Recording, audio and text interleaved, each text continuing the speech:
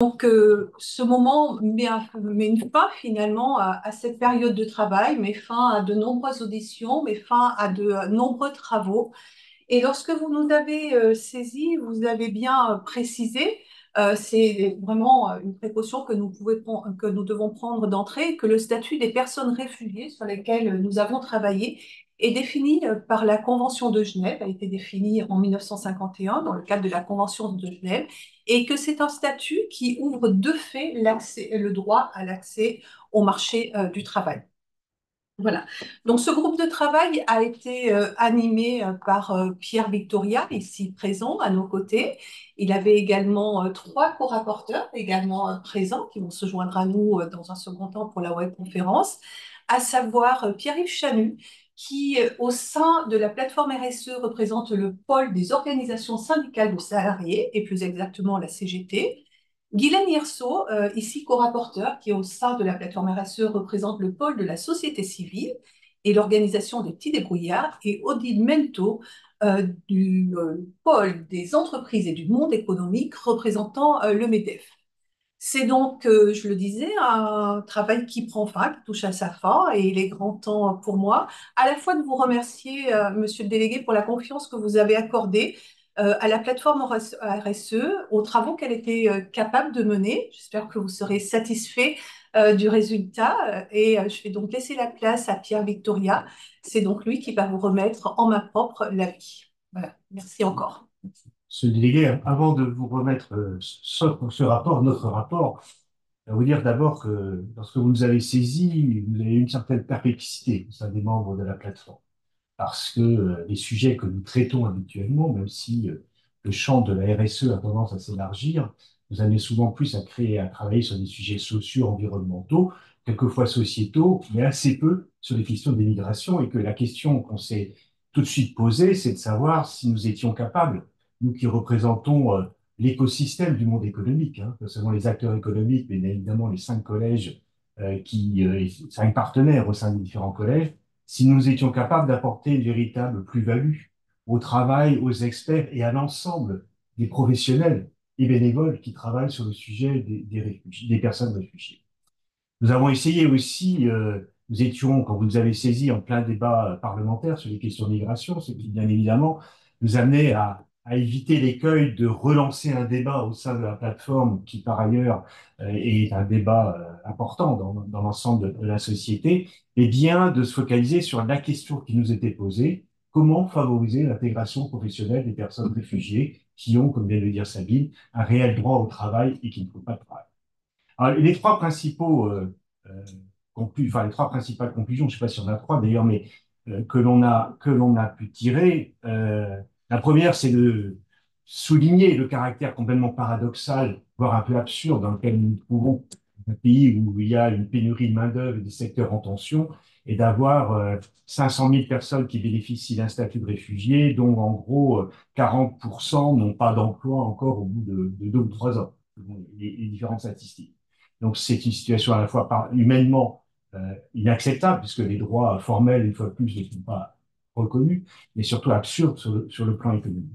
Le deuxième point qui nous a peut-être encore plus frappé, au fur et à mesure des auditions que nous avons réalisées, c'est le fait que, dans le fond, la question des réfugiés n'était pas complètement différente de toutes les politiques menées, et qu'on connaît peut-être mieux, de personnes éloignées de l'emploi. C'est-à-dire qu'on a retrouvé des grandes tendances qui est de traiter de façon systémique et globale que la question du logement, de la mobilité était liée avec aussi au sujet de la qualification, et qu'on ne pouvait pas penser une insertion sans intégrer l'ensemble de ces domaines, avec bien évidemment deux points peut-être différents, non pas dans leur nature, mais dans leur intensité, qui est la question de la langue, sur lequel on reviendra, et qui est pour nous un élément fondamental aujourd'hui des questions d'intégration, et le sujet de l'approche culturelle. C'est-à-dire que si dans les autres publics, il y a des vraies questions de savoir-être dans le monde économique pour être capable de trouver la fin, là on est dans une situation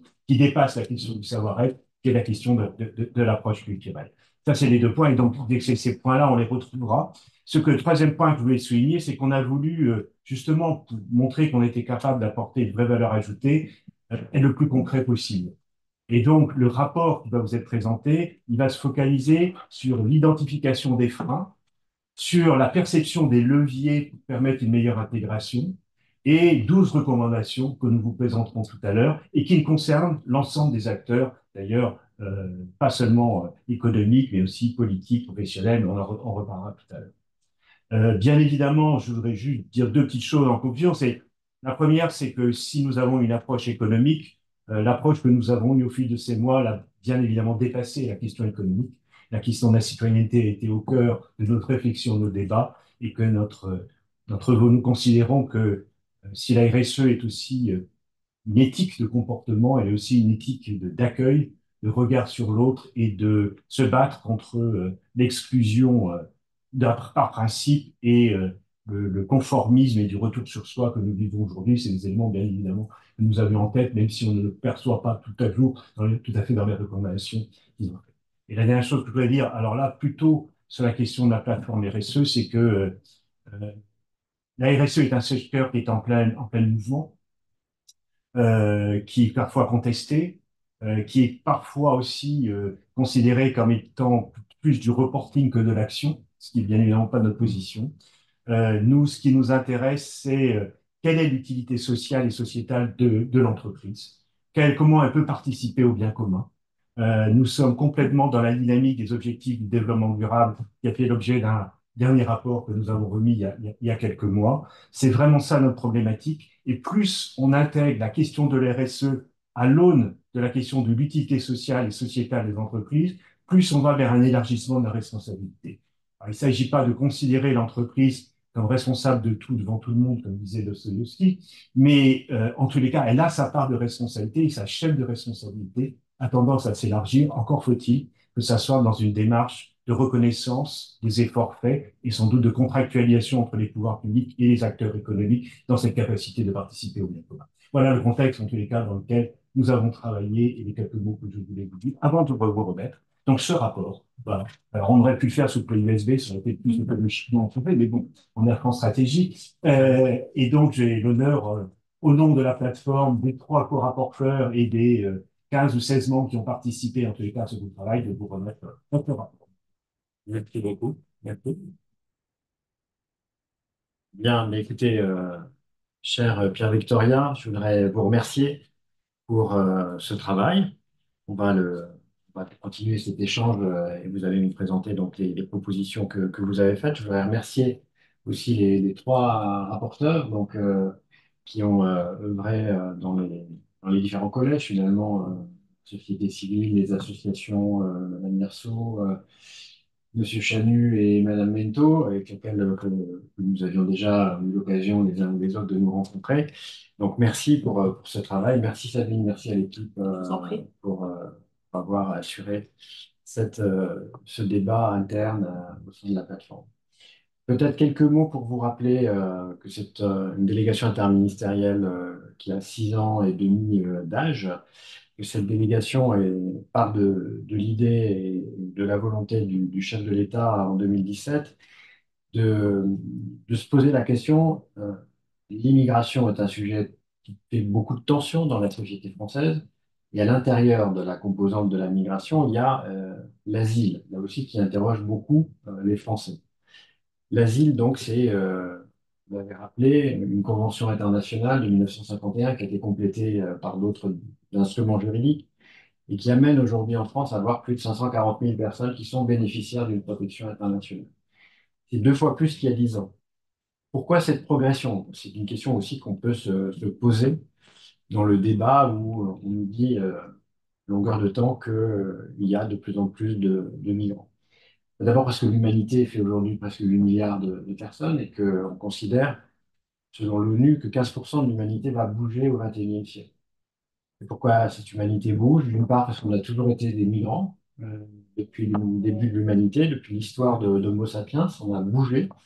Et puis, évidemment, à cause des crises géopolitiques et climatiques qui seront la marque du XXIe siècle. Donc, on a cette ambition, de respecter encore une fois ce qui fait les valeurs de la France et de rester une terre d'accueil. Et dans l'intitulé de cette mission, délégation interministérielle, j'avais proposé au gouvernement de mettre le mot accueil, qui n'était pas prévu au départ, parce que je considère que Dans le processus qu'est l'intégration, la partie de l'accueil, le temps de l'accueil est un temps important. Alors, là aussi, quelques précisions sur les mots. L'intégration, c'est un processus, il y a une définition internationale avec l'Union européenne. C'est différent de l'assimilation. Là aussi, dans les débats publics, on mélange les choses, on crée de la confusion. Donc, c'est un processus qui prend du temps, qui doit partir du besoin des personnes et du besoin de la société d'accueil. Le besoin dans tous les sens du terme. Pourquoi une délégation interministérielle? Parce que c'est un sujet de logement, c'est un sujet de santé, c'est un sujet d'emploi, c'est un sujet de culture, c'est un sujet de sport. Là, on a travaillé pendant l'année précédente sur les sportifs réfugiés qui ont participé, vous l'avez tous vu, qui ont obtenu une médaille pour les Jeux Olympiques et une médaille pour les Paralympiques. Donc, ce sont des hommes, des femmes qui viennent chez nous et la question de l'emploi, c'est l'objet de ce rapport, est essentielle dans le processus d'intégration. Mais là aussi, un petit mot sur le changement des personnes migrantes. Il y a encore quelques décennies, la majorité était francophone. Ils sont aujourd'hui très minoritairement francophones. Donc on est face à des défis de langue, des défis d'interculturalité, vous l'avez rappelé, Monsieur Victoria. Donc il faut aussi s'adapter à l'évolution de ce public. Les entreprises aussi ont découvert à l'intérieur de ce public de migrants que la personne réfugiée n'avait pas besoin d'autorisation de travail, à la différence d'une demandeur d'asile ou d'autres situations juridiques. Donc, ce travail interministériel, ce travail de cette équipe, cette petite équipe d'une dizaine de personnes, c'est encore une fois de rassembler toutes les forces vives, les collectivités locales, la société civile, les entreprises, les citoyens et les personnes réfugiées elles-mêmes. On a créé avec le HCR France une académie pour la participation des personnes réfugiées. Ce sera la troisième promotion qui s'est mise en place il y a quelques semaines. Et puis, on a créé aussi, je voudrais profiter de l'occasion pour valoriser l'outil numérique qui est réfugié.info. On a mis en place un outil en 8 langues qui contient aujourd'hui près de 900 piles d'informations qui permet aux personnes réfugiées d'avoir accès simplement dans leur langue. Là aussi, ça ne va pas de soi dans la culture de l'administration française, qu'il n'y a que 6 ans. On m'a dit, mais pourquoi tu veux faire un outil traduit, accessible dans la langue d'origine? Les personnes n'ont qu'à apprendre le français. Donc voilà, c'est aussi notre pays, c'est aussi les choses qu'il faut faire bouger.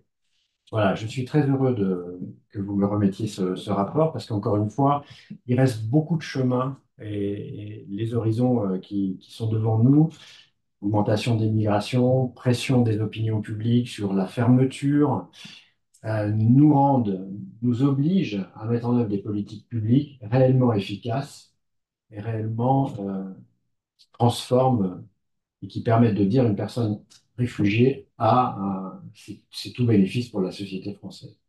Donc on y a mis beaucoup de moyens, mais vous l'avez rappelé, les chiffres anciens de l'OCDE d'il y a une dizaine d'années sont pas bons, c'est-à-dire que la France est dans le dernier fond du tableau en matière d'intégration par l'emploi. Donc, on a fait des marges de progrès depuis 6 ans. Le ministère de l'Intérieur a innové avec un dispositif qui s'appelle HOPE, qui a fonctionné et qui fonctionne encore aujourd'hui. Et puis surtout, il y a eu le pic pour les personnes réfugiées. Et la grande innovation portée par le ministère de l'Intérieur, c'est la création du dispositif Agir, qui est en cours d'être déployé sur l'ensemble du territoire national et qui a une vision, là aussi, un peu holistique sur tous les sujets à prendre en compte pour on peut appeler les nouveaux réfugiés après 18 mois arrivés en France avec l'établissement du contrat d'intégration républicaine en même temps. Donc voilà, tous ces défis sont importants. Je note que le français reste une question et qu'en dépit du quasi-triplement des moyens sur 6 ans, nous ne sommes pas encore parvenus à des résultats qualitatifs à la hauteur de ce qu'on pourrait attendre. Donc, ce n'est pas qu'une question de moyens, c'est une question de la manière dont on apprend une langue étrangère dans notre pays. Très souvent, ça reste encore une fois très académique.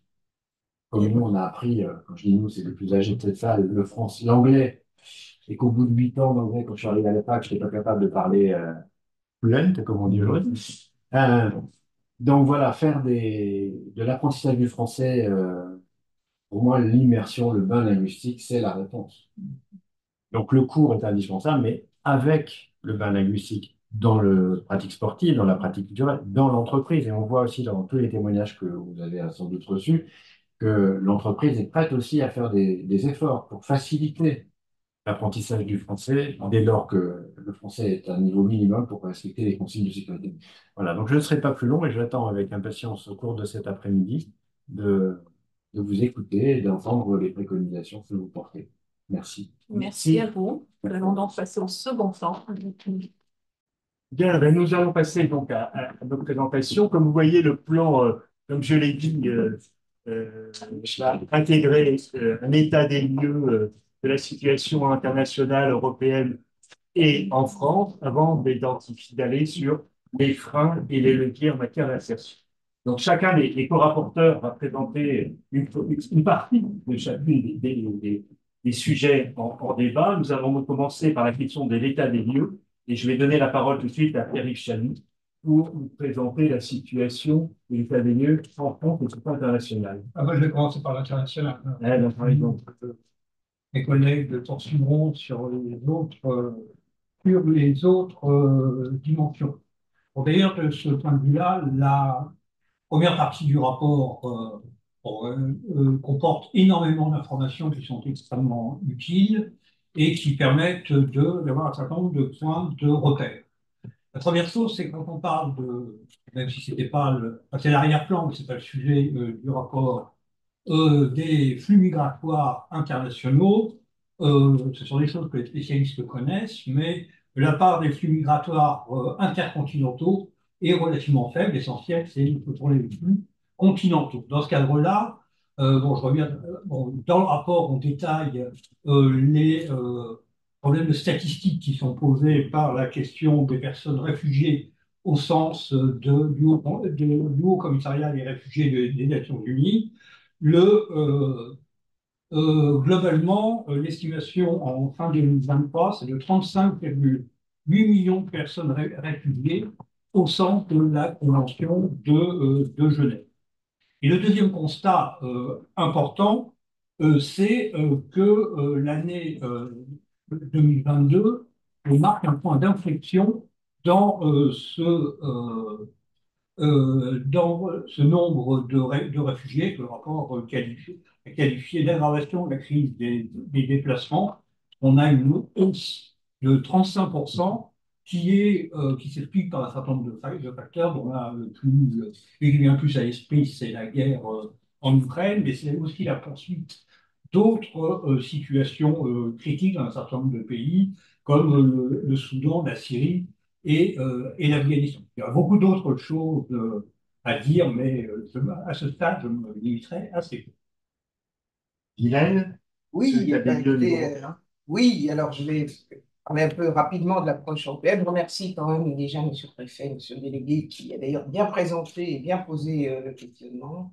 Et bien évidemment, un sujet qu'il connaît parfaitement. Et je le remercie autant au nom du collectif des associations d'avoir demandé, saisi la plateforme sur ce sujet qui est pour la majorité des associations qui contribuent, d'ailleurs, qui participent et qui accompagnent l'aide aux émigrés et aux personnes réfugiées en particulier, puisque là, nous nous limitons à ça, mais nous n'oublions pas, il y a la question de l'immigration dans son ensemble et la réponse que l'on doit apporter à ce sujet. Mais là, pour donc la question des réfugiés, en rappelant quand même qu'effectivement, ça concerne une petite partie de la population, mais qu'en même temps, comme ça a été dit, et qu'il est important de rappeler que c'est la Convention internationale et qu'on a le droit, c'est un droit d'asile et le droit à la protection de ces personnes.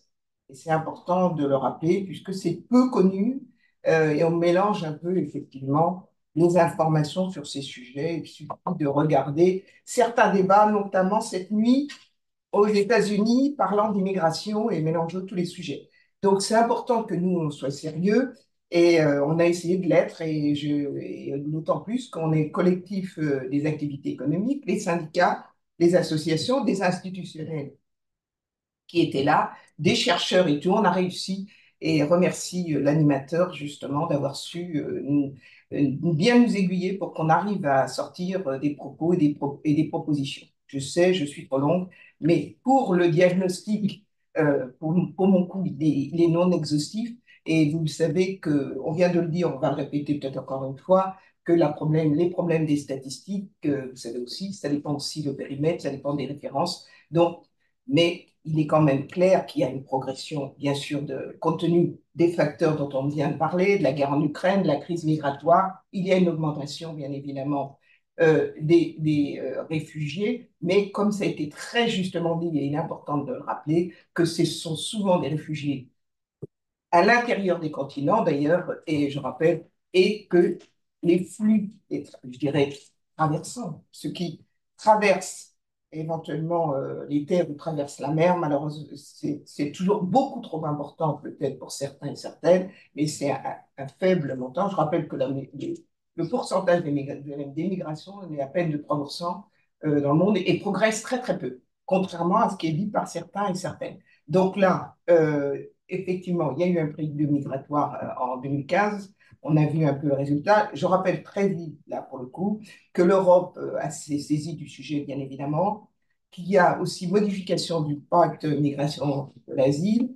La politique de l'Union européenne a été encore en plus récemment modifiée en avril 2014. Il y a eu un vote au Parlement pour modifier, parce que c'est vrai qu'il y a une diversité d'approches, et vous le savez, vous êtes comme moi, vous regardez les informations, il y a une diversité d'approches, mais il est quand même important que les valeurs de l'Union européenne se remettent en valeur, c'est la solidarité, et je rappelle que la devise européenne, c'est unis dans la diversité. Bien, Audi, là, est-ce que tu peux nous parler un peu de la situation Merci. en France? Merci beaucoup. Moi, je vais revenir sur des éléments un peu plus factuels et un peu plus, je dirais, chiffrés, ou en tout cas quelques tendances qui ont guidé notre réflexion, qui est une réflexion, je le rappelle, effectivement multipartenariale. Donc, ça, c'est aussi son intérêt. On a l'impression que sur cette question de l'intégration des réfugiés, on a tout dit. Néanmoins, c'était intéressant de repartager un certain nombre de constats sur la situation française et de se mettre d'accord sur un certain nombre de freins et de préconisations. Je vais être assez rapide, vous avez les éléments qui s'affichent là. Ça a été redit pour monsieur le délégué interministériel. On a un peu plus de 547 000 personnes qui sont réfugiées en France, dans des flux qui ne sont pas stabilisés, qui ne s'arrêtent pas, qui ne vont pas s'arrêter. On le voit bien, c'est très lié au contexte international, vous l'avez dit, la situation afghane, la situation au Bangladesh, Turquie, République du Congo, tous ces éléments aussi liés à la situation climatique qui font que les arrivées de flux et en Europe et en France se poursuivent, avec évidemment une concentration de ces personnes en Île-de-France, parce que l'Île-de-France est aussi le poumon, en tout cas le centre le plus important économique.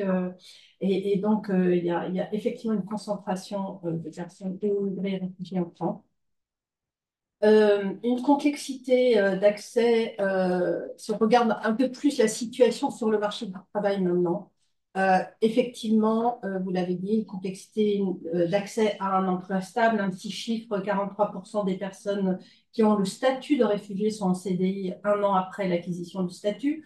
Donc effectivement, on peut s'interroger sur un vivier de main-d'œuvre qui n'est pas utilisé en France face à des employeurs qui ont des difficultés de recrutement. Une concentration des emplois, une surreprésentation dans certains métiers qu'on connaît bien, hôtellerie, commerce, restauration, construction, etc. Vous l'avez dit également, un niveau de langue qui est extrêmement important pour l'intégration et dans l'emploi et dans la société française. Et une inégalité de genre, c'est-à-dire que les femmes sont beaucoup plus en situation d'inactivité que les hommes. En général, enfin, de façon majoritaire, les réfugiés, globalement, sont beaucoup plus des hommes que des femmes. Néanmoins, la part des femmes est importante. Et donc, le levier aussi de l'accès à l'emploi des femmes est un sujet extrêmement important. Et il serait dommage aussi de faire une globalisation de l'ensemble de ces sujets-là, parce que là, il y a un vrai sujet. On sait bien que aussi le travail des femmes permet l'intégration de la famille. Donc, il y a vraiment une question très, très importante. Et peut-être dernier point, j'ai dépassé mon temps de parole, mais dernier point néanmoins, c'est que quand on arrive dans une société, là on parle de la société française, mais je pense que c'est le cas pour n'importe quel migrant qui arrive dans une société, Il y a vraiment une importance très forte des réseaux familiaux et amicaux pour trouver un emploi. Et donc, tout ce tissu autour aussi des personnes réfugiées est extrêmement important. Et moi, je dis toujours que il y a pas un seul interlocuteur qui peut agir. L'État ne peut pas tout. Le réseau associatif très important, local, et évidemment, les entreprises ont un rôle à jouer. Merci Odile. Et donc, on va passer à la question des freins, c'est-à-dire qu'est-ce qui aujourd'hui empêche une bonne insertion professionnelle des réfugiés? Et je vais commencer par donner la parole à Pierrick. C'est Pierrick. Oui, donc le premier point, c'est, bon, on va prendre dans l'ordre du colonne, hein. C'est le premier constat, c'est un accès restreint des demandeurs d'asile au marché du travail qui persiste après l'obtention du statut de réfugié. Donc, de ce point de vue-là, et je crois que ça ressortait de ce que vous avez présenté, Monsieur le Préfet, la première distinction, c'est entre demandeurs d'asile et bénéficiaires de la protection internationale. Donc, quand on est dans la première phase, c'est-à-dire les demandeurs d'asile, le principe, c'est qu'on ne peut pas rechercher de travail dans les 6 premiers mois.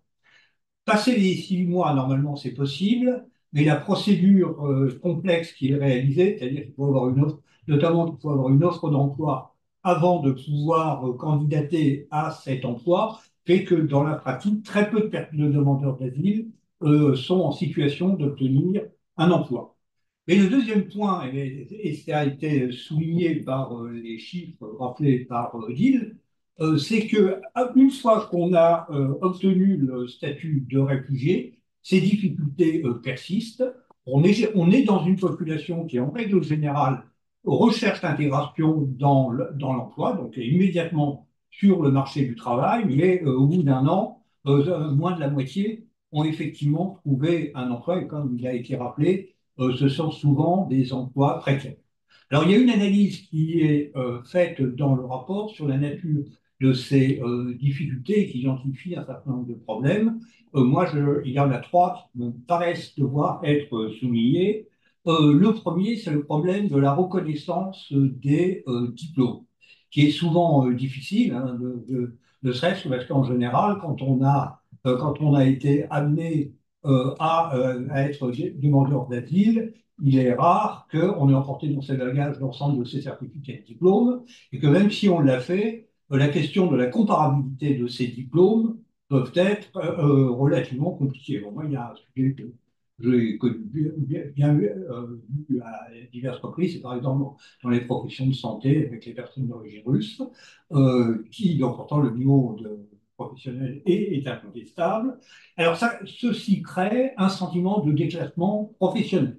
C'est-à-dire que très souvent, les personnes réfugiées se trouvent dans le pays d'accueil dans un emploi qui est inférieur à celui qu'elles occupaient dans leur pays d'origine, notamment quand il s'agit de personnes d'un haut niveau de qualification. Et puis il y a un troisième point qui correspond au système dont on a souhaité se doter depuis le 19e siècle dans la fonction publique, c'est que dans le droit de la fonction publique français, normalement, un fonctionnaire, enfin, l'une des conditions pour le fonctionnaire, je ne dis pas agent public, mais fonctionnaire, d'avoir le statut de fonctionnaire, c'est la nationalité française. Et donc, il y a peu d'exemples, il y a plus de qualifications dans lesquelles ce problème peut être dépassé, c'est le cas notamment dans la santé, puis chez les universités. Ça, ce sont des difficultés objectives, et que le rapport essaye de développer, d'analyser de manière précise. C'est Pierrick. Guylaine? Oui, alors je vais parler d'un sujet qui pourrait paraître incongru dans l'état actuel de la situation du logement en France. Mais bien évidemment, cette situation est exacerbée pour les personnes réfugiées. Bon, souvent, on a des problèmes, on entend parler pour les étudiants, mais pour les personnes réfugiées, cet accès au logement est encore beaucoup plus important. Se loger, vous savez que ça fait partie normalement aussi dans la Convention des droits de l'homme, on doit pouvoir héberger correctement les gens. Donc, vous savez que ce droit, qui était droit au logement, mais ce n'est pas droit à l'accès au logement. Et donc, malheureusement, pour les personnes réfugiées en situation aussi, Alors, il y a eu des rapports qui ont été pour garantir justement le droit d'asile et mieux maîtriser les flux migratoires, qui abordent le fait qu'il fallait mobiliser un certain nombre de logements. Euh, Malheureusement, cette situation ne se parie pas.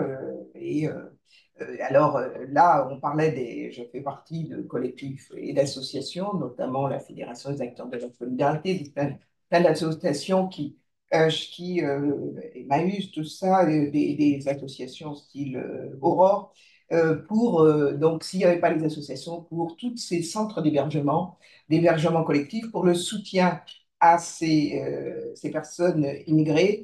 Donc, il est important que le logement, vous savez qu'il y a un plan logement qui devrait, nous l'espérons, se développer, mais encore plus d'une façon plus importante aussi pour les personnes réfugiées. D'ailleurs, le troisième rapport du comité scientifique de l'évaluation du plan d'investissement dans les compétences publié par la DARES, pardon, toutes mes excuses, qui est la direction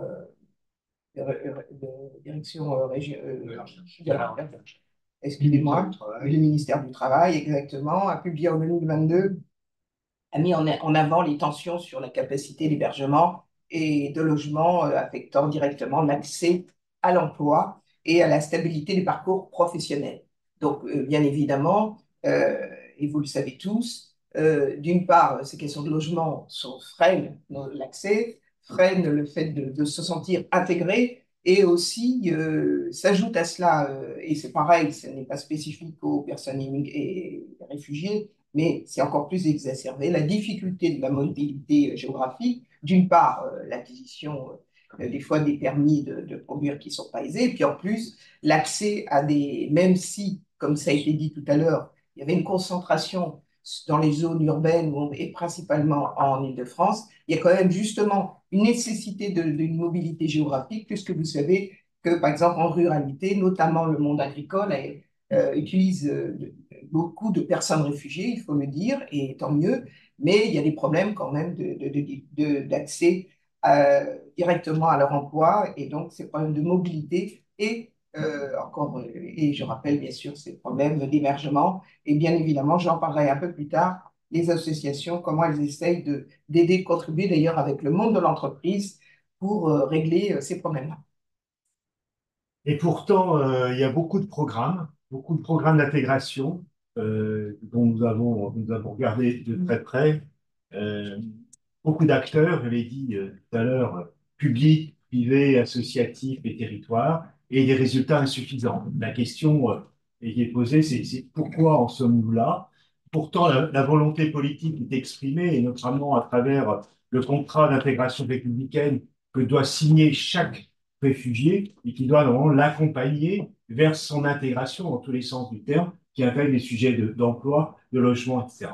On a dit les chiffres ne sont pas bons, donc pourquoi? C'est la question qu'on s'est posée. Nous avons identifié plusieurs éléments, hein, des délais administratifs bien trop longs, un niveau de langue trop faible, on y reviendra, mais c'est vraiment un sujet qui nous a beaucoup intéressés, y compris entre les niveaux A1, A2, et d'ailleurs avec des paroles d'acteurs assez différentes sur le niveau que vous souhaitez, hein, sans qu'il y a là, une hétérogénéité en tous les cas de réponse. Une formation à l'adaptation culturelle qui nous semble bien trop courte par rapport à l'enjeu qu'elle représente en termes, comme facteur d'intégration.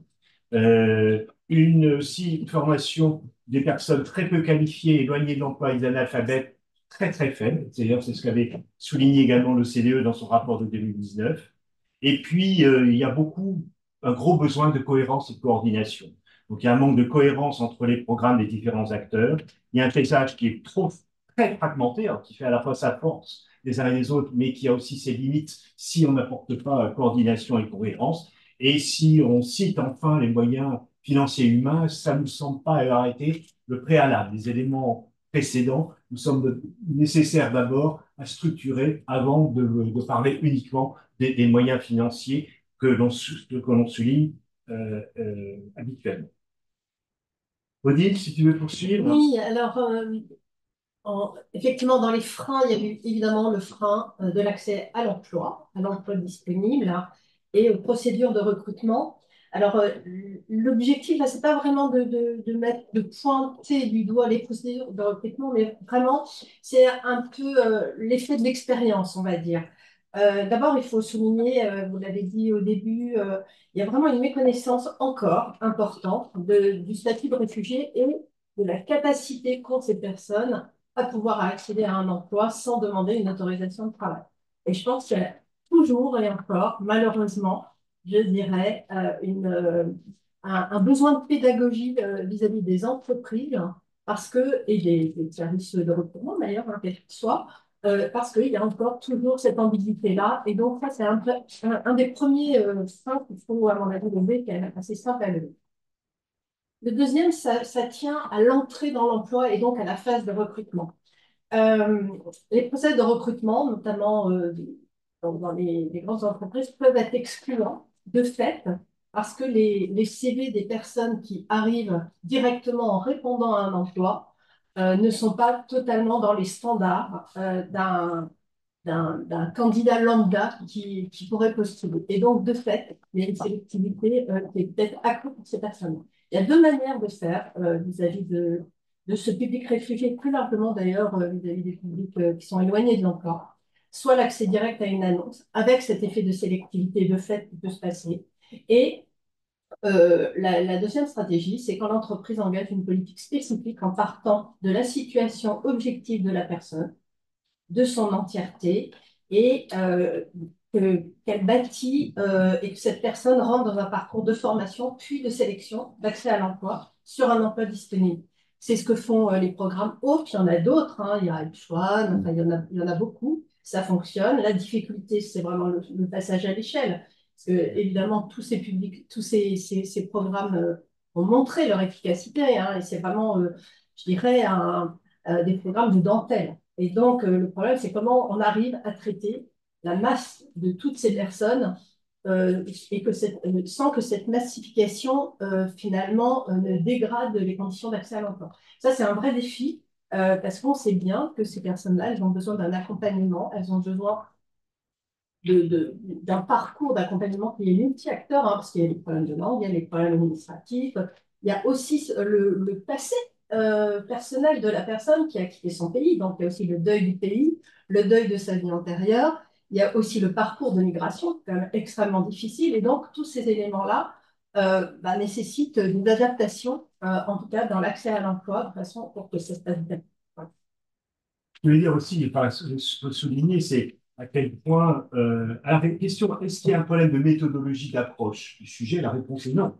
Et on voit bien, vous avez cité le programme HOPE, on l'a bien étudié, et Audi vient de le rappeler. Il concerne certes que les moins de 25 ans, mais il est extrêmement efficace en termes de résultats. Donc, ce n'est pas un problème de méthodologie. Il y a un problème de passage à l'échelle, hein, puisque 5 000 personnes pour HOPE par rapport aux 500 000 des personnes. Et il y a le sujet de la complexité des procédures, de l'illisibilité des procédures pour les réfugiés eux-mêmes, mais aussi pour beaucoup d'autres acteurs. Donc, c'est vraiment un point qu'il va falloir, sur lequel on insiste beaucoup, sur cette complexité de compréhension des dispositifs comme condition nécessaire pour arriver à une bonne insertion. Les éléments d'espoir existent néanmoins, c'est une fois que ces trains ont été identifiés. Et donc, on va passer au levier. Euh, et c'est moi qui commence. Bien, c'est gentil. Alors, sur les leviers, là, c'est un peu ce que je vais reprendre un peu ce qu'on vient de dire, c'est-à-dire que le, ce que nous a dit tout à l'heure, on a parlé de l'espoir que représentait le programme Agir, et pour qui effectivement, pour lequel ça nous semble absolument un programme particulièrement essentiel. Agir, a dû commencer il y a 3 ans, si je ne dis pas de bêtises. 25, 25 départements au départ, aujourd'hui à nouveau 25, et normalement la généralisation du programme doit se faire autour de l'année 2024. Comment? Ce sera sans doute 2025. En tous les cas, c'était prévu pour 2024, la généralisation du programme. Son ambition, c'est de conduire au moins 60% des bénéficiaires de la protection internationale vers l'emploi et la formation et 80% vers le logement. Évidemment, il y a peur du lien entre le logement et l'emploi, et c'est un suivi qui se fait pendant 24 mois. Donc, on voit bien que le programme Agir, il offre vraiment un cadre d'intégration bien plus structuré pour, sur un territoire, réussir à faire en sorte que cette approche individualisée et inclusive, qui est la méthodologie nécessaire pour le faire, puisse effectivement se réaliser. Le sujet d'Agir, c'est là aussi, c'est la diversité des acteurs concernés, des associations, mais aussi des organismes de formation à travers les OPCO, l'importance des territoires à l'intérieur. Donc, le sujet va être de bien voir comment l'ensemble des écosystèmes, enfin, des acteurs fonctionnent dans l'écosystème. Et on a bien eu un certain nombre de personnes qui nous ont dit, voilà, est-ce qu'on est dans Agir, est-ce qu'on n'est pas dans Agir? Il y a à la fois une vision, un besoin de coordination, d'action qui nous semble essentiel, et en même temps de bien veiller que tout le monde se trouve dans le respect d'ailleurs des méthodes des méthodes de chacun des acteurs, soit concernés et bien intégrés dans l'ensemble du programme. En tous les cas, c'est pour nous une piste clé que nous avons bien identifiée. En ce qui concerne aussi les contrats territoriaux, ça renvoie au lien entre le territorial et le global dans cette opération. Autant Agir est un programme national structuré et organisé. Là, avec les CTAI, on se pose la question de la capacité de chacun des territoires à répondre au problème de l'accueil des réfugiés. Tout à l'heure a été souligné par un des rapporteurs l'hétérogénéité la présence des réfugiés en France, qui d'ailleurs est aussi un problème en fait en termes vis-à-vis de la population. Donc, faisant en sorte d'harmoniser le plus possible. Et ce qui se passe sur les territoires, à travers les CTAI, nous sommes particulièrement euh, intéressés parce que c'est une logique de mutualisation, de mise en commun des ressources, de la cartographie des acteurs locaux, et afin d'améliorer la synergie sur un territoire dans l'ensemble des gens. Et on va voir que les choses sont assez différentes d'ailleurs d'un territoire à l'autre. C'est-à-dire que là, on n'est pas sur une uniformisation, il y a bien une identification à travers les acteurs territoriaux de ce qui est fait par les uns et les autres. On a, à travers de rapports, pris trois exemples de villes, Dijon, Grenoble et Autun. On voit que tous les trois, alors Dijon et Grenoble, on a en particulier beaucoup intégré l'ensemble des travailleurs sociaux de toutes sortes, des centres sociaux, etc. Il y a des personnes qui ne s'intéressaient pas, a priori, aux réfugiés, mais qui s'occupaient de la vie associative locale ou autre, intégrés dans l'ensemble des enjeux. Et on a vu l'apport que ça avait eu en termes à la fois de qualité d'insertion et aussi de rapport de la population par rapport aux réfugiés. On a vu l'exemple de Autun, qui est une ville qui est plutôt en ville moyenne, qui a des difficultés de population et qui voit aussi une opportunité de l'améliorer y compris et d'utiliser d'ailleurs ces différentes structures d'accueil. Donc on a beaucoup regardé ces sujets-là et bien, on a bien vu que le lien entre la mobilisation de l'ensemble des acteurs territoriaux, et là on parle de tous les niveaux de collectivité locale, hein, ville, agglomération, département et région, et la relation avec l'État, sur des programmes nationaux, est sans doute une des clés de réponse à la problématique auquel nous sommes confrontés. C'est à Bien, Merci Pierre-Yves. Je vais poursuivre sur les deux points suivants. Le premier, c'est le besoin d'un financement pluriannuel des politiques d'intégration. Donc, le rapport présente un état des lieux de comment fonctionne ce financement pluriannuel, en soulignant d'une part un rôle pivot de l'Union européenne à travers son programme sur la période 2021-2027, et d'autre part en analysant le financement des politiques d'intégration à travers le budget de l'État, parce qu'il y a un programme qui est le programme 104, qui est dédié à l'accueil et l'intégration des politiques et des politiques étrangères.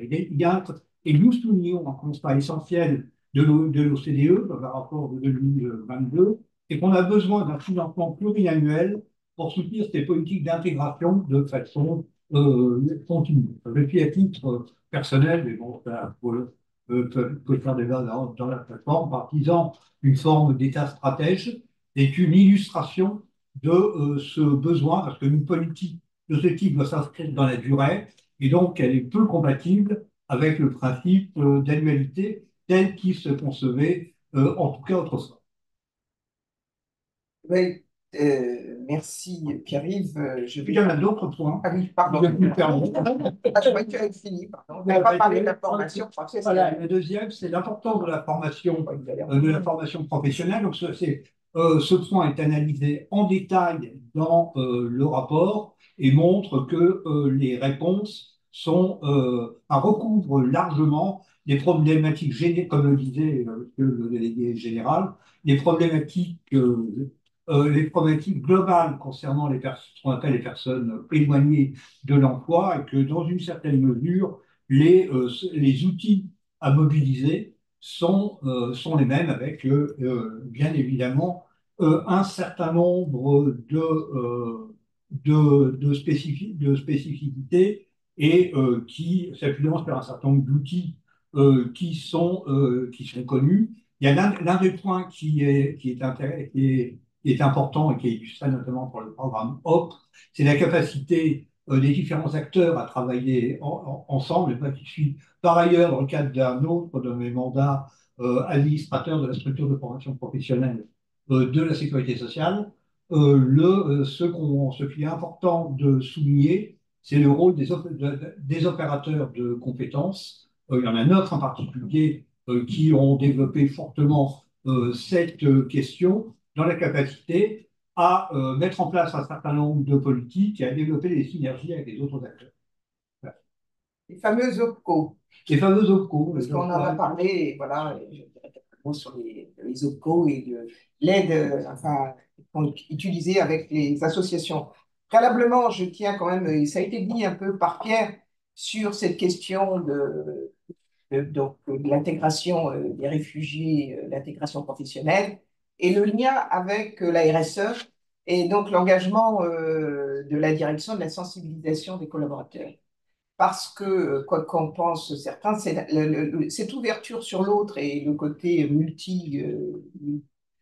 ouverture sur le monde pluriel et sur des collaborateurs qui viennent d'horizons divers et variés, favorise justement une entreprise beaucoup plus inclusive et une entreprise aussi beaucoup plus compétitive. Et la RSE, les différents textes peuvent démontrer un peu l'apport, même si c'est pas toujours facile, je le reconnais, mais c'est important aussi qu'on prenne en compte, puisque normalement, quel que soit l'endroit où l'on est NAIT et quel que soit l'endroit où l'on est EST, on doit pouvoir accéder à ça. C'est les conventions internationales des droits de l'homme et du citoyen.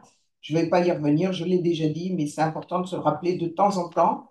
Et pour l'entreprise, même si ce n'est pas simple, hein, parce qu'effectivement, il y a des problèmes de financement, des problèmes aussi, on ne l'a peut-être pas assez dit aussi sur la pérennité, ça a été dit aussi sur le fait les délais des fois relativement courts, le fait aussi que on ne sait pas si tel ou tel réfugié va pouvoir rester. Donc l'engagement de l'entreprise, mais Odile en parlera beaucoup plus, mais c'est important justement que ce lien, ces engagements de l'entreprise aussi, soient bien intégrés dans la question de la RSE, de la responsabilité sociale et environnementale, sociétale et environnementale des entreprises, et qu'elles considèrent un peu cette approche des réfugiés et plus largement ce monde pluriel apporte beaucoup à l'entreprise et permet une compétitivité souvent plus intéressante et plus inclusive. Et notamment, on a parlé des territoires, l'essentiel aussi sur le participatif sur les territoires. Et bien évidemment, il y a un acteur, quand on parle de parties prenantes, il y a des acteurs qui sont particulièrement présents aussi et qui sont particulièrement attentifs à ce qui se passe dans l'entreprise. Donc, bien sûr, les associations. Et les associations participent à plusieurs programmes.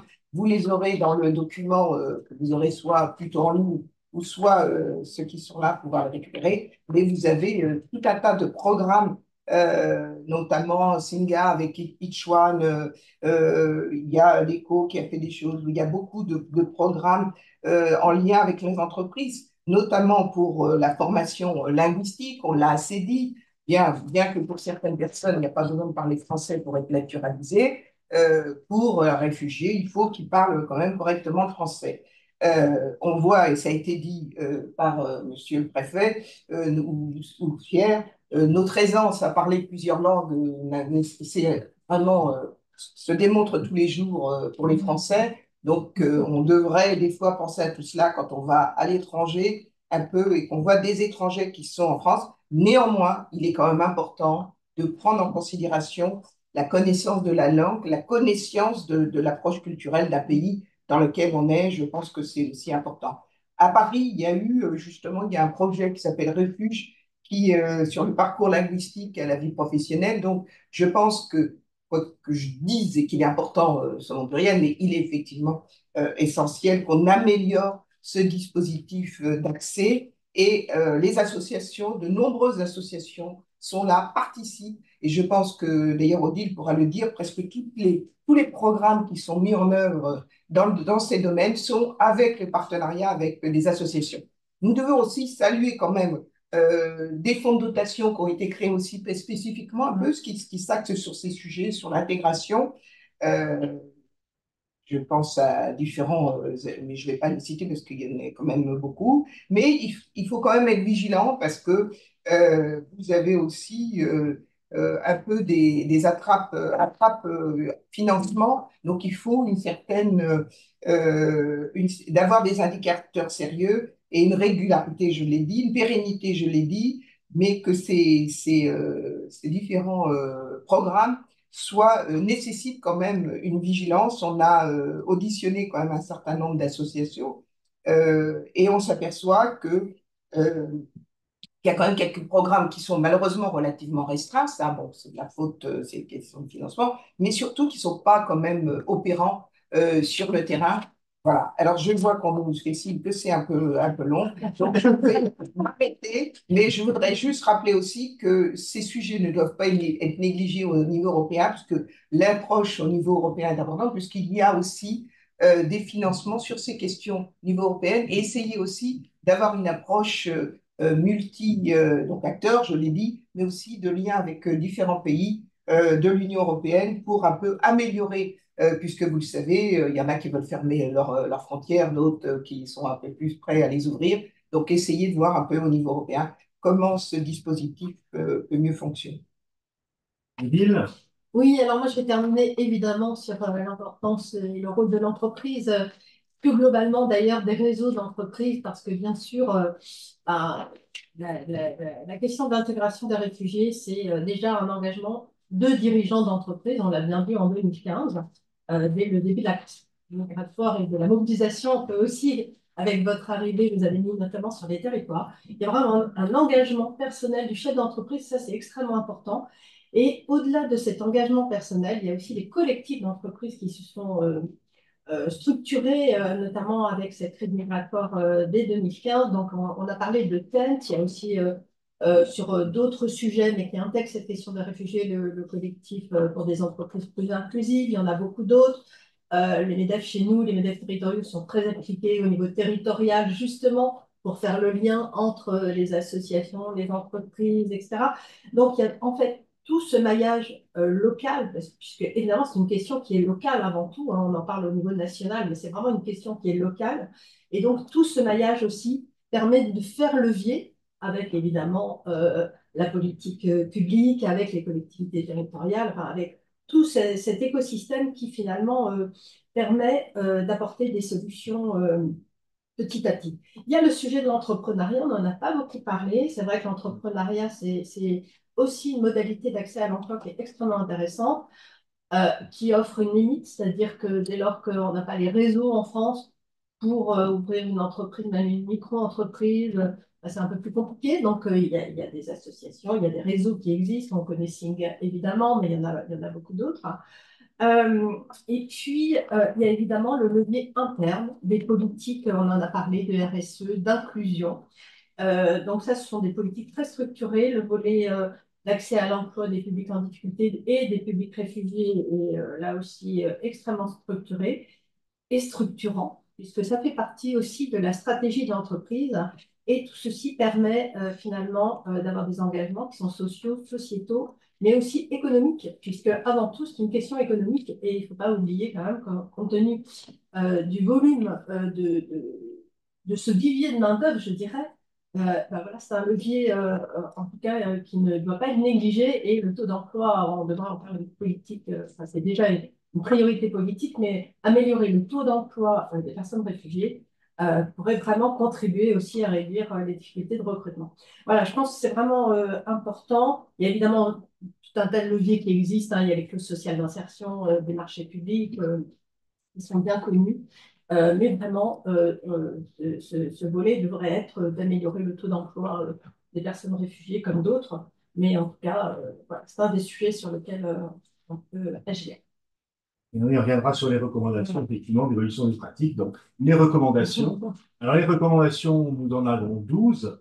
Euh, on espère toujours arriver à 10 recommandations, mais honnêtement, arriver à 12, vu la diversité des acteurs, les sujets et les problématiques, je trouve que nous avons fait un travail, malgré tout, de synthèse. En tous les cas, nous étions assez satisfaits d'arriver à ces 12 recommandations comme vous voyez, il y en a 7 qui concernent le gouvernement, il y en a 3 qui concernent les entreprises, une qui correspond aux fédérations professionnelles, une des collectivités locales et une des partenaires sociaux. Donc, on va pouvoir les détailler et on les présente sous un format qui est celui qu'on souhaite maintenant promouvoir au sein de la plateforme, c'est-à-dire à la fois évaluer les politiques, les financer, les former et accompagner, et enfin les fédérer les différentes échelles, les différentes initiatives.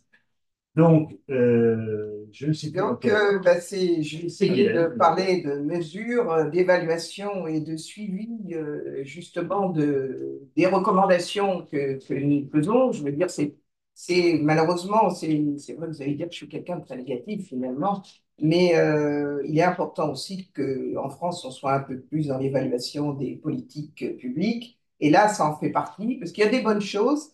Mais souvent, la difficulté, c'est de les démultiplier parce qu'on n'arrive pas toujours à bien comprendre l'évaluation. Et je dois signaler que je suis contente parce que je vois le mot ultramarin. Et il est important aussi, puisque vous savez que sur les territoires d'outre-mer, et ce n'est pas monsieur le préfet qui me contredira, et on voit qu'il y a beaucoup de problèmes dans plusieurs territoires. Je penserai à Mayotte, je penserai à Guyane et tant d'autres, donc qui ont des problèmes différents, mais en même temps les mêmes que sur le territoire national. On l'a peut-être pas dit aussi, j'ai parlé d'inclusion, la fait aussi de correctement mesurer, évaluer et suivre, ça permet de comprendre comment chacune, comment ces programmes, et notamment avec de si beaux noms comme Agir ou comme Hop, peuvent permettre aussi ça a été dit d'ailleurs par Odile, pour l'économie aussi, il ne faut pas le négliger, c'est important, pour aussi la reconnaissance de chacune et que chaque personne se trouve, pardon, excusez-moi, estime qu'elle a sa place dans cette société, qu'on soit immigré, qu'on soit de n'importe quel coin de France et d'outre-mer. Donc, évaluer. Donc, le programme Agir, on a bien laissé entendre que c'était un programme intéressant, mais qu'il fallait déployer beaucoup plus. Et toujours, il y aura le problème de financement, on y reviendra. Ça, c'est important. Mieux diffuser au sein des pouvoirs publics et dans dans les différentes directions, services, les bonnes pratiques et la connaissance de ce dispositif de personnes réfugiées, du droit d'asile, parce que c'est une question, c'est aussi une chaîne. Si on comprend mieux ces problèmes aussi, si on appréhende mieux ces questions de personnes réfugiées et d'intégration, on comprendra mieux aussi les autres phénomènes et j'en pense une meilleure intégration, comme je le disais déjà, et une inclusion. Et puis, ces politiques en faveur des personnes, des populations réfugiées, elles doivent être intégrées et prises en considération, comme on l'a dit déjà, dans le dispositif de la démarche RSE pour l'entreprise, mais aussi nous, dans le monde associatif, on a des démarches aussi RSE, de responsabilité sociale et environnementale de nos organisations, et c'est important qu'on fasse comprendre que c'est pour les collectivités, on a parlé des collectivités, des territoires, l'importance de mieux comprendre ces démarches. Donc ça, c'est plutôt des recommandations, la première au gouvernement, les autres aux entreprises, mais je me permettrai de dire aussi que nos organisations ils sont sensibles, d'autant plus qu'elles sont souvent en partenariat important avec certaines entreprises qui peuvent faire et qui font du beau travail, puisqu'on est sur ce sujet, on est liés et c'est une vraie chaîne nécessaire. Bien, l'axe suivant, c'est donc financer. Donc, trois recommandations qui sont en ligne avec la partie précédente du rapport. La première, puisqu'on a pointé la pertinence de l'approche pluriannuelle des financements, c'est de privilégier cette approche pluriannuelle dans les politiques d'intégration afin d'apporter une réponse durable à l'intégration des personnes réfugiées. Donc ça, c'est une recommandation qui s'adresse au gouvernement. Deuxième recommandation qui s'adresse également au gouvernement, et également en cohérence avec la partie précédente du rapport, hein, où on a pointé les résultats positifs du programme HOP, dont on vient de rappeler, c'est l'acronyme d'hébergement, orientation et parcours vers l'emploi. Donc, c'est de continuer cette politique en lien avec le plan d'investissement dans les compétences. Et puis la troisième recommandation, qui s'adresse cette fois-ci à la fois au gouvernement et aux collectivités territoriales, c'est de promouvoir un outil qui existe, hein, qui est connu, mais qui doit sans doute pouvoir être mieux déployé concernant les politiques les clauses sociales d'insertion dans les marchés publics, en veillant à ce que dans ce cadre des marchés publics, on puisse utiliser une partie du temps disponible au service des politiques de diversité et d'inclusion dans l'emploi. Donc sur ce volet financier. Voilà, je vous présente les deux prochaines recommandations. Donc, évidemment, une recommandation au pouvoir public qui concerne les formations linguistiques adaptées. On en a abondamment parlé cet après-midi. Évidemment, c'est un des cœurs du sujet. Et notamment à visée professionnelle. Et comme vous le soulignez tout à l'heure, avoir des formations parfois académiques ne sont pas forcément les seules manières finalement d'intégrer une langue et de pouvoir progresser relativement rapidement. On sait bien que de toute façon, progresser dans une langue, c'est lent. Ça ne se fait pas comme ça. Et donc, et c'est voilà, c'est vrai que c'est une question centrale qu'il faut vraiment. Alors évidemment, le gouvernement a mis en place un volume d'heures de formation au FIT tout à fait conséquent dernièrement. Mais finalement, c'est des efforts qu'il faut absolument poursuivre. Et enfin, ça a été dit, c'est vraiment de s'appuyer sur les expériences réussies, tant en matière d'accès à un emploi que de process de recrutement, de manière de recruter plus globalement, parce que le process de recrutement se fait un peu statique, mais c'est vraiment comment adapter et comment finalement arriver à faire un meilleur lien entre la personne réfugiée et l'emploi et l'entreprise. Voilà, c'est le sujet. Il y a beaucoup d'expériences qui ont été faites. Il faut vraiment arriver à s'appuyer là-dessus de façon à en tirer des leçons. Alors, ça s'adresse peut-être au gouvernement, mais aussi aux acteurs économiques, enfin, à tous les acteurs qui œuvrent finalement dans ce champ-là. Et les associés. Et évidemment, les associés. J'avais oublié.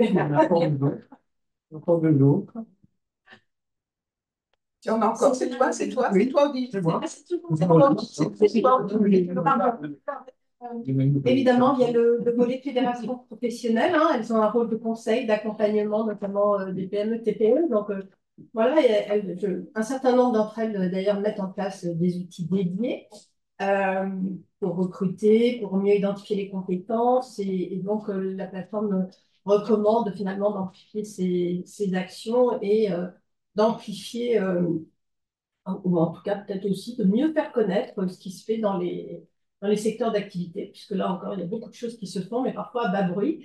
Et donc, il y a vraiment un sujet de mise en visibilité aussi et de poursuite de dynamique qui est engagée, si je puis m'exprimer ainsi. Et enfin, évidemment, les partenaires sociaux, nous sommes. Voilà, et voilà, et donc l'idée, c'est vraiment aussi de leur demander, en tout cas, de s'interroger sur le levier de la négociation collective aussi, pour il y a des accords de branche, il y a des accords cadres internationaux, enfin voilà, il y a beaucoup de niveaux de négociation possibles, mais en tout cas, prendre en compte cette problématique et là aussi essayer d'avancer sur des outils qui sont aussi très adaptés au secteur d'activité. Voilà.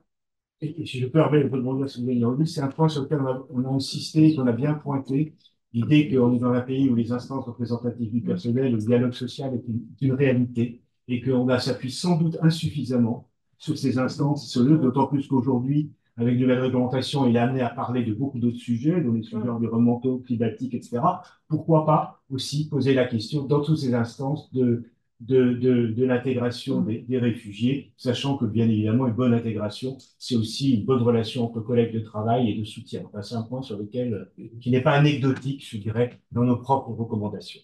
Et les deux dernières, elles concernent bien évidemment l'idée des territoires. Hein, j'en ai parlé tout à l'heure, je ne reviens pas dessus, mais c'est vraiment l'engagement des territoires et l'harmonisation sur le territoire national qui nous semble un élément clé de réussite et d'acceptabilité de la problématique. Et puis, on a mis un dernier sur un sujet qui rejoint deux idées. C'est bien évidemment, euh, on a eu un regard très précis sur la façon dont les Ukrainiens ont été accueillis en France. Et est-ce que dans le fond, je sais bien, on va pas revenir sur et nous savons bien les raisons pour lesquelles ça s'est fait et pourquoi ça s'est fait et les moyens qui ont été mis, mais ça reste quand même un exemple dont il faut tenir compte, et la logique du dialogue au niveau européen, parce qu'il nous semble que c'est vraiment l'échelon pertinent pour avancer sur ces différentes politiques.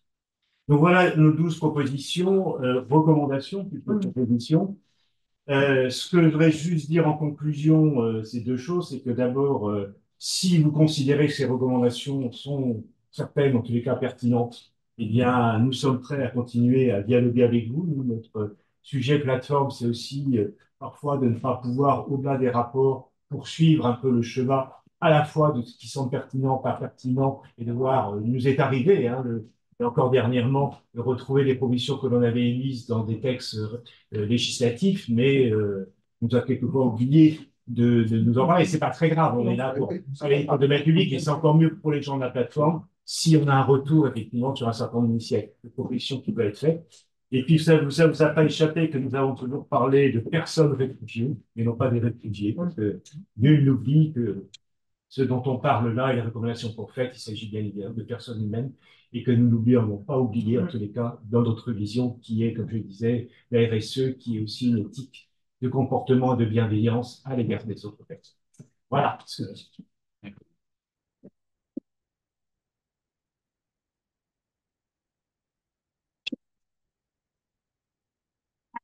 On avait environ 200 personnes connectées qui ont suivi l'ensemble de la webconférence. Ils ont beaucoup de questions.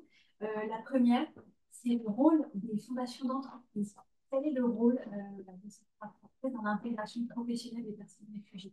Vous en parlez un petit peu dans la vie. Est-ce que vous pouvez revenir dessus et préciser un petit peu ce rôle? Je vais répondre, c'est parce que c'est moi qui en ai parlé, mais en fait, je laisserai aussi Odile. Les fondations d'entreprise, comme je le disais, il y a fondation et fondation. Hein. Donc, il y a beaucoup de fondations d'entreprise, donc il faut faire attention, surtout avec la loi PAC. Il y a une ouverture sur les fonds d'entreprise. Il y a aussi des fonds de dotation, il y a eu beaucoup de création de fonds de dotation aussi avec la loi PAC.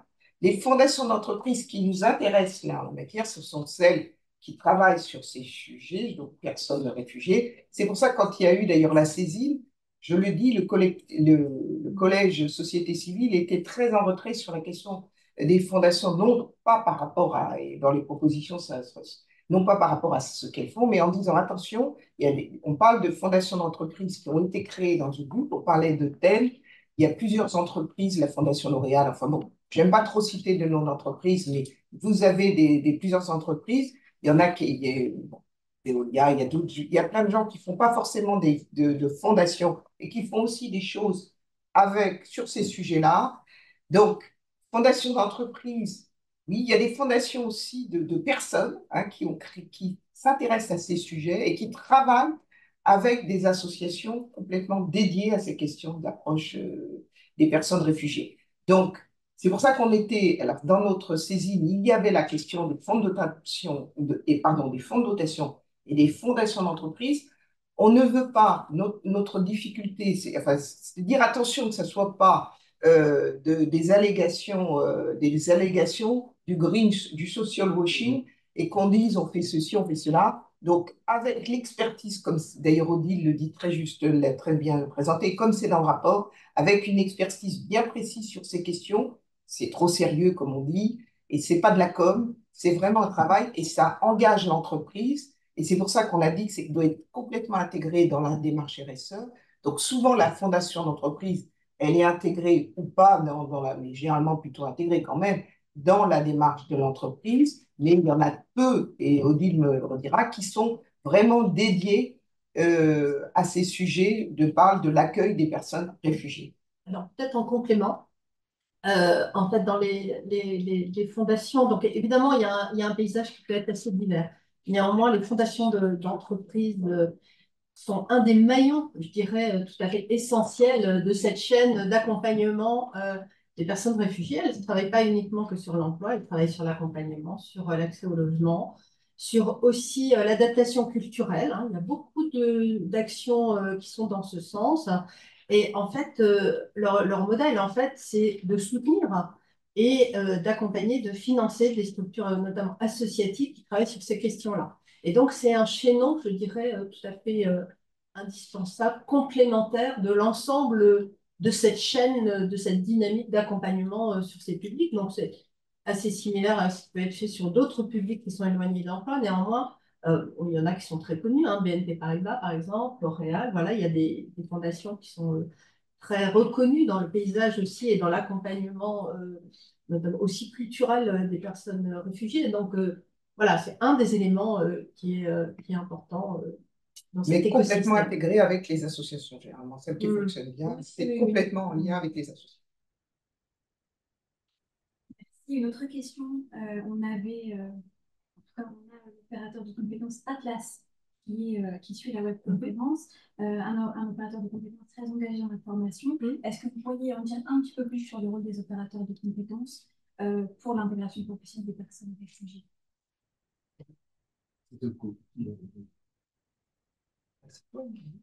Les autres co.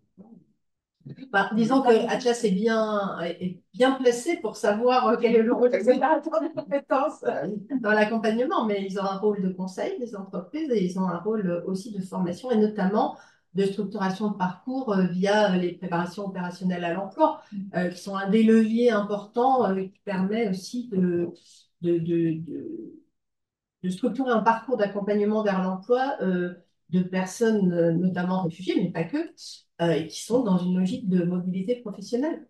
Oui, et pareil, je dirais, comme tu as parlé de chaîne et tout, les OPCO, la majorité des OPCO sur ces sujets-là travaillent en lien, je veux dire, je pense à SIGA ou d'autres associations, le programme Ichuan, enfin, il y a beaucoup de choses, des OPCO qui sont, puisque ce qui est important, on l'a peut-être pas assez souligné, il y a des secteurs d'activité, je pense au monde agricole, ça va être aussi le monde de la propreté, ils ont mis en place des dispositifs d'intégration et ils travaillent avec les OPCO, donc les organismes de compétences, sur du sectoriel et avec des associations et aussi en particulier, Atlas le sait, sur la question, tu l'as dit d'ailleurs Odile, sur la question des langues et qu'on dit sur la question de langue aussi, sur l'approche culturelle et sur le partage. Alors, ce qu'on n'a pas assez insisté, on a bien mis dans le rapport sur le partage et l'échange de compétences, hein, puisque c'est pareil, la personne réfugiée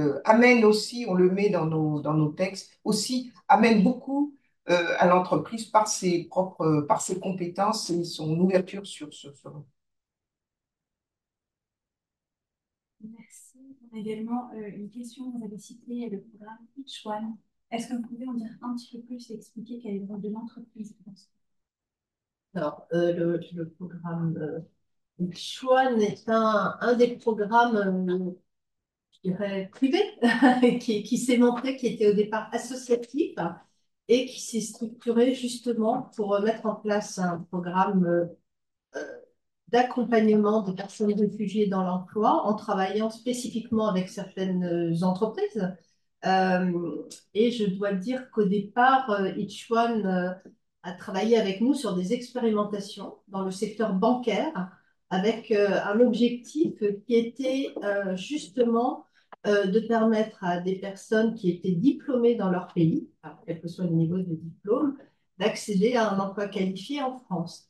Et donc, les expérimentations qui ont été menées avec Ichwan, justement,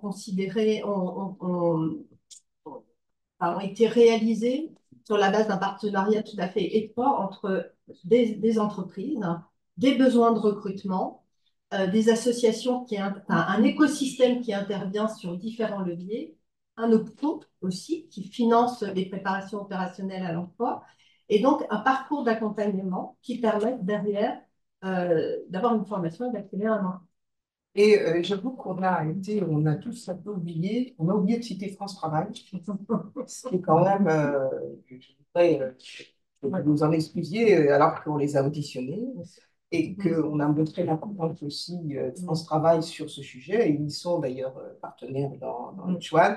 Donc, et ils sont incontournables. Et donc, vraiment, France Travail qui est cité, c'est important de le prendre en considération pour ceux qui n'auraient pas eu ces anciens Pôle emploi avec d'autres dispositifs. Donc, France Travail et en plus à France Stratégie, le fait de ne pas les citer, on aurait quand même été. C'est pas bien. Mais bon, vous voyez, c'est le collectif associatif qui parle de France Travail. Donc, dans Ichwan, ils sont très présents, mais dans d'autres programmes, voilà. Et bien sûr, on a cité là. Spécifiquement dédiés à l'accompagnement des personnes en prison. C'est pour ça. Et ils sont tellement là qu'on avait oublié de les citer. Est-ce que le public a des questions à poser à des intervenants? Non? Peut-être une dernière question avant de laisser. Est-ce que vous pourriez préciser peut-être le parcours d'une personne réfugiée quand elle intègre le dispositif Agir et quelles sont les réponses que peut apporter ce dispositif aux personnes réfugiées? Vous avez beaucoup cité ce Agir. Alors, je vais reprendre mes notes parce que je ne connais pas tout par cœur, je ne suis pas du tout un spécialiste de la question. Donc, Agir, je rappelle, c'est un guichet unique départemental de l'intégration des personnes réfugiées, visant à assurer un parcours d'intégration sans rupture aux personnes réfugiées. Donc, il s'agit en fait cet accompagnement est proposé donc pendant 24 mois. Il permet à chacun des bénéficiaires de faciliter l'accès aux droits. Le programme, il offre un cas d'intégration structuré pour accompagner davantage de personnes réfugiées sur l'ensemble du territoire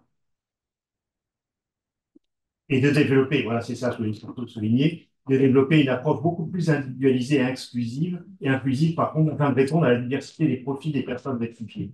Notamment, en fait, la question des femmes et des familles. On a parlé tout à l'heure de HOP, qui était uniquement des hommes, je dirais, de moins de 25 ans. Là, l'intérêt d'Agir, c'est qu'il prend l'ensemble des populations, à la fois de façon en famille, et la problématique des femmes, qui est quand même, on n'a pas dit, mais dans les taux de chômage, il y a beaucoup plus de femmes que d'hommes, bien évidemment, même s'il y a plus d'hommes réfugiés que de femmes, le taux de chômage est beaucoup plus important chez les femmes, donc c'est aussi l'intérêt du programme Agir. Et puis le programme Agir, ce que tu t'es dit tout à l'heure, c'est aussi la question du logement qui est importante, la question de la mobilité, donc c'est une approche plus globale. Et surtout très individualisée et qui concerne l'ensemble. Alors, puisque l'aspect logement est abordé, c'est un aspect très très important, ce lien emploi-logement qui est porté par les partenaires sociaux, MEDEF, CGT, CFDT, CFE-CGC, CPME, c'est essentiel. Mais il faut aussi un mariage littéralement, et un maillage territorial extrêmement pointu pour renseigner entreprise par entreprise et pour chaque projet individuel. Et là, il faut des stratégies heureuses, c'est-à-dire aider les personnes, effectivement, sur le territoire, aider les entreprises. Et je pense que c'est un aspect qui est porté justement par les partenaires sociaux, notamment à travers Action Logement. Donc, je ne pouvais que souscrire au constat et aux ambitions. Et il y a un dialogue social, j'ai aussi retenu cet élément qui est essentiel. Parce qu'il faut s'acculturer. Il y a une entreprise qui doit partager au niveau du management l'envie d'accueillir, l'envie de s'enrichir. On se dit que ce n'est pas intuitif, ce n'est pas la première chose. Mais en fait, quand même, si, il faut absolument que l'entreprise ait très envie de communiquer sur les solutions logement, sur l'intégration de ces personnes qui enrichissent en effet. Voilà, mais c'est pour souscrire tout simplement, c'est pas vraiment une question. Merci. Et ce qui est important aussi avec Agir, c'est de se rappeler que les personnes réfugiées sont signataires d'un contrat d'intégration républicaine. C'est important aussi pour, pour l'image que l'on donne de ce dispositif. C'est bon? Bon, bah, écoutez, merci beaucoup. Une question, Wendy? Une toute dernière peut-être remarque, question, peut-être pour compléter les propos. Je suis Abdia Touria-Gaillard, responsable de la recherche à l'Observatoire de l'emploi à domicile. Et s'agissant des freins que l'on a identifiés concernant l'intégration des personnes réfugiées, vous avez notamment parlé d'une population particulière qui sont les femmes et pour lesquelles des freins spécifiques s'appliquent. On voit la féminisation des flux migratoires aujourd'hui. Les femmes sont aussi pionnières dans des parcours migratoires. Elles arrivent parfois avant leur mari et bon, en tout cas, on remarque que les femmes peuvent venir s'installer seules avec leurs enfants ou les laisser éventuellement au pays.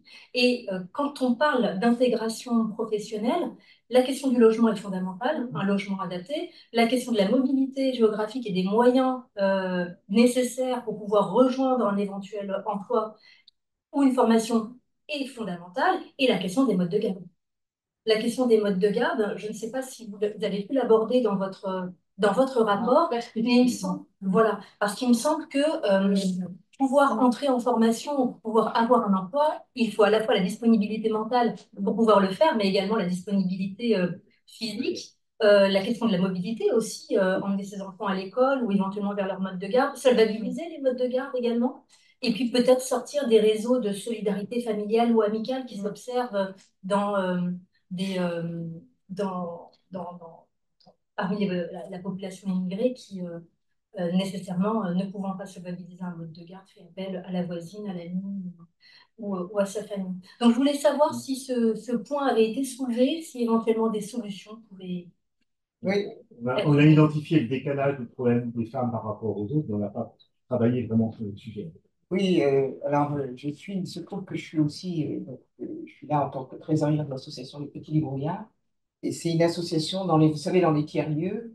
Et on fait beaucoup de choses avec Aurore, l'association Aurore, et donc sur la notion d'hébergement, on est à la Fédération des acteurs de la solidarité et d'autres collectifs. Et on avait travaillé beaucoup sur cette question de l'école pour les personnes, alors plutôt immigrées plus globalement. C'est le vrai sujet, c'est la reconnaissance de l'enfant et de l'accompagnement. D'une part, d'abord, parce qu'il n'y a pas, vous savez qu'il ne peut pas tout de suite, il peut y avoir 2, 3 mois qu'il ne soit pas à l'école. Donc déjà, faire en sorte qu'il puisse intégrer l'école. Donc des organisations comme les petits débrouillards, faire comme l'enfant à l'école, l'accompagner. Et puis, alors pour les femmes, il faut dire qu'on n'a pas eu, honnêtement, on y a pensé, mais on ne peut pas tout aborder, qui trouve embrasse mal les trains. Mais on a pensé à ces sujets qui ne sont pas spécifiques aux personnes réfugiées, c'est pareil, hein, comme le logement, la mobilité et tout ça. On a bien soulevé qu'il y a toutes les questions, tous les problèmes auxquels sont confrontées des femmes en difficulté. Il y a des associations qui pourraient en parler beaucoup mieux que nous. On a conscience de toutes ces difficultés qui s'agrègent justement quand on a affaire en plus à des personnes réfugiées. Par contre, où je vous suis moi, si vous me permettez, je pense que quel que soit l'endroit où on est, c'est le réseau familial ou amical, même quelle que soit notre situation, je pense qu'il est toujours important de le maintenir. Et ça, quand vous allez beaucoup à l'étranger, vous en apercevez. Et donc, maintenons-le. Merci. S'il n'y a pas d'autres questions, monsieur le délégué, est-ce que vous voulez bien, on peut vous demander une première réaction? Voilà, ce rapport que vous n'avez pas lu. Bien, merci aux membres, merci à la plateforme, merci Pierre, merci aux 3 rapporteurs de votre travail. Plusieurs points. D'abord, ça conforte le travail qui a été engagé par le gouvernement depuis plusieurs années. On est bien en phase sur un diagnostic sur les fondamentaux de ce qu'il faut faire pour améliorer les choses. Donc, ça va dans le sens, encore une fois, de conforter l'action des pouvoirs publics. Un point en filigrane aussi par rapport à la tension dans la société française sur ces questions, c'est que vous avez pointé les difficultés de mobilité, d'accès au logement, et évoqué la question des modes de garde. On voit bien qu'on est sur un fil aussi là, c'est-à-dire que nous devons des réponses au public réfugié, mais dans le droit commun, c'est-à-dire qu'il ne serait pas compris par le reste de la population dans la tension dans laquelle nous sommes sur ces questions de migration, qu'il y ait une politique de discrimination positive par rapport au public réfugié. Voilà, donc ça c'est aussi quelque chose que je voulais vous dire, c'est bien, encore une fois, une vigilance et, au quotidien, ce qu'il faut faire dans les territoires. Sur le côté pluriannualité, je veux dire que ça concerne toutes les politiques publiques. Donc, il y a un outil juridique qui s'appelle les lois de programmation, qui sont très peu utilisées. Il y en a eu une récente pour la police, là, par exemple. Et Jean-Louis Borloo en avait fait une dans le cadre du plan de cohésion sociale. Voilà. Mais sur cette politique d'intégration, il y a eu un engagement gouvernemental dans le cadre d'un conseil interministériel, à comité du 5 juin 2018, ce qu'on appelle dans le jargon technocratique la trajectoire budgétaire, c'est-à-dire l'engagement de moyens publics a été tenu sur la période 2018-2023. C'est-à-dire qu'aujourd'hui, on est sur les suites, mais il y aurait sans doute besoin d'une nouvelle impulsion pour les années à venir en matière de moyens publics. Donc on sait tous ici que les prochaines années vont être compliquées. Ça me conforte aussi sur l'idée que j'avais proposée au gouvernement dès la prise de fonction, c'est-à-dire de partir du territoire. C'est-à-dire qu'on ne décide pas une politique d'intégration depuis Paris, il faut que dans la réalité des besoins des territoires. Donc ça, ce qu'on a également mis en place avec Agir, c'est on commence d'abord par faire un diagnostic. Et à partir de ce diagnostic, qui identifie les forces et les faiblesses de chaque territoire, on construit une politique publique adaptée à chaque territoire. C'est l'idée de ces contrats territoriaux d'accueil et d'intégration qui ont été élargis il y a 2 ans, donc aux primo-arrivants, c'est-à-dire qu'ils ont une vision aussi plus globale et qui concerne aujourd'hui 43 territoires métropolitains. Donc c'est une vraie dynamique territoriale qui est lancée et qui concerne à la fois des grandes intercommunalités, des départements en tant que collectivité et aussi, signé il y a plus d'1 an avec la région Centre-Val de Loire. Donc, il y a des dynamiques territoriales, il faut les approfondir, les articuler, c'est ce que nous faisons avec le ministère de l'Intérieur, avec Agir, qui est une base des politiques départementales. Je voudrais signaler aussi que dans les évolutions de ces dernières années, notamment avec la crise ukrainienne, c'est qu'on a une composante aussi familiale monoparentale. C'est-à-dire qu'on a quand même eu très longtemps des isolés, des personnes isolées. Aujourd'hui, on a effectivement à prendre en compte des structures familiales. À prendre en compte aussi, ça n'a pas du tout été évoqué depuis le début de l'après-midi, la question de la santé, euh, qui est une question centrale dans la politique d'intégration, parce que la, la dureté des parcours migratoires aujourd'hui, la violence de ces parcours fait que les personnes qui arrivent chez nous euh, ont un besoin de résilience par rapport à ce qu'elles ont vécu. Et comme chacun le sait, le trauma de santé mentale ne se voit pas sur la figure des gens. Donc, il faut prendre en compte cette dimension dans l'entreprise également. Et c'est encore une fois, c'est l'environnement d'accompagner l'entreprise. C'est pas le chef d'entreprise ou la DRH de l'entreprise qui est en responsabilité par rapport, mais enfin, néanmoins, l'intégration dans l'entreprise passe aussi par un bien-être psychique des personnes. Bon, nous, à la délégation, on voit que, je parlais de la composante familiale, la migration, une fois qu'on est stabilisé, c'est là que on divorce. C'est là que on a, avec Hope, eu quelques suicides ou tentatives de suicide au moment de la signature du CDI, parce que c'est trop pour, voilà. Donc il y a cette dimension, vous l'avez dit aussi, on parle de politique qui touche l'humain. Voilà. Et donc, on a des besoins macro, mais il faut aussi prendre en compte ce que dit l'OMS en termes de la santé, c'est le bien-être physique et psychique. Ouais. Voilà. Et donc, il faut prendre en compte ce bien-être des personnes dans la... Je terminerai par un point important qui a été un peu évoqué, c'est avec les entreprises.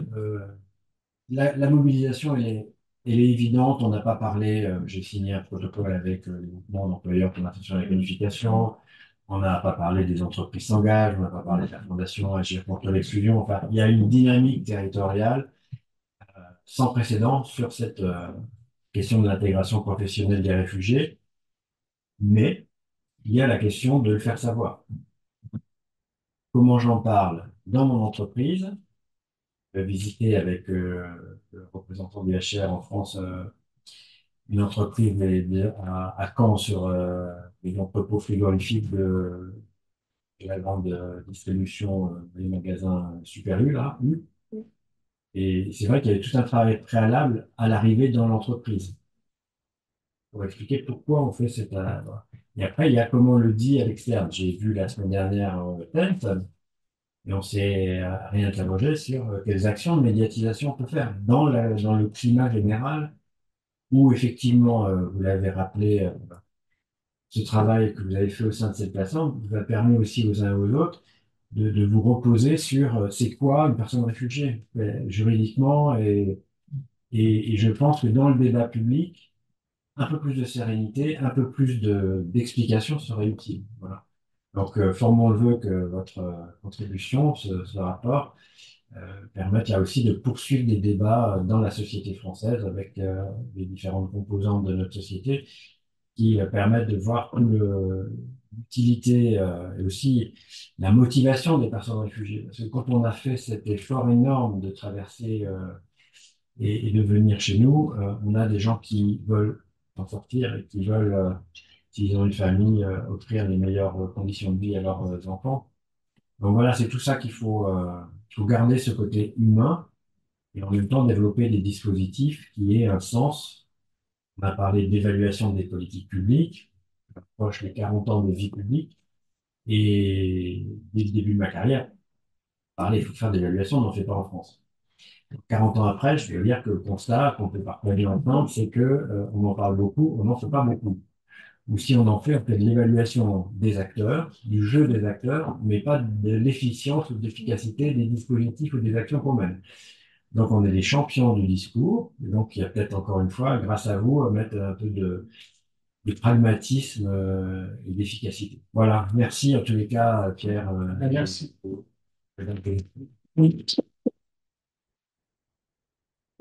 Caroline a rappelé que cette conférence a été enregistrée, sera disponible sur le site. Dans quelques jours, vous avez.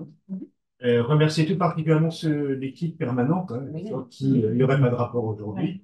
Guillaume qui est là-bas, Mélodie, Sabine, et ainsi que aussi toute l'équipe communication de France Stratégique qui les accompagne dans notre volonté, en tous les cas, de mieux faire connaître ce que nous faisons au sein de cette plateforme. Donc, merci à vous tous, parce que sans vous, rien n'aurait été possible.